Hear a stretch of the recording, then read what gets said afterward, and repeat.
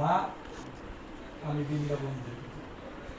তো সনাতন গোস্বামীর মা তখন তাকে আদেশ দেয়, কনিষ্ঠ পুত্র তো, তো বলছে যে বৃন্দাবনেই জন্ম, ওনাদের বোঝেই বাস, কারণ রাধারানী খেলা তো, বোধেশ্বরী রাধারানী ওনাদের নিয়ে খেলা করে, উনি রাধারানীর অংশ।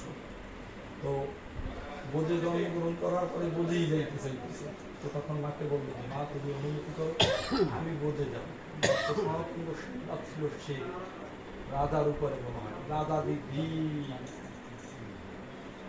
তো তখন মা ওনাকে প্রশ্ন করছে যে এত সম্পদ, এত অর্থ, এত করি, তাহলে এইগুলো কে ভোগ করবে বাবা?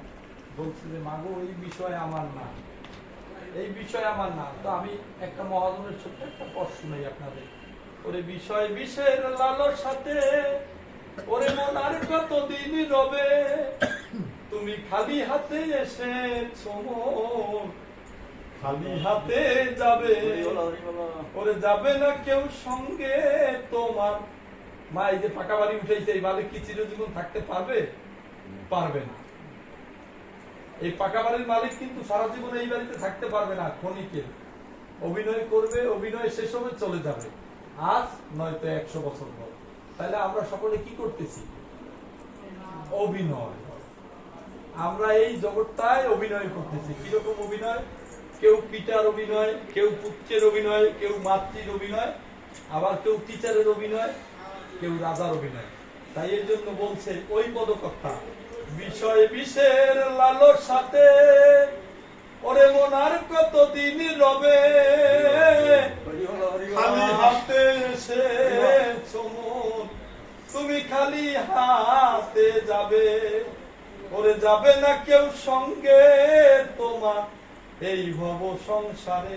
আমার যখন মৃত্যুর জমালয় থেকে জম আসবে, তখন যদি আমার পুত্রকে বলি যে হে বাবা, আমি সারা জীবন তোমার জন্য কঠোরতম পরিশ্রম করছি, তুমি আমার সঙ্গে চলো, আমার বাবা কি আমার সঙ্গে যাবে? যাবে না। আমার পুত্র যাবে? যাবে না। আমার মাতা যাবে? যাবে না। কেউ আমার সঙ্গে যাবে না। আমি একাই সেই মৃত্যুর পথযাত্রী হিসাবে আমার চলতে হবে। এই জন্য বলছে কৃষ্ণ নাম হরিনাম সস্তার কথা নয়। এই জন্য বলছে বদন ভরে, বদন মানে মুখমণ্ডলকে বলা হয় বদন, বলে বাহু তুলে বদন বলে হরি হরি বলে।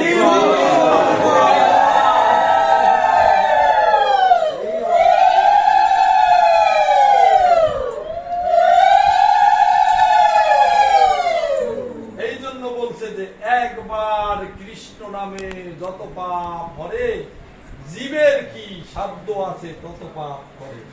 হে জীব, হে জীব, ভবময় দুঃখ সাগরে তোমার অনেক কিছু করতে হইতেছে, স্ত্রী পুত্র সঙ্গী পরিজন, এ নিয়ে তোমাকে অনেক কিছু করতে হইতেছে। কি কি করতে হইতেছে?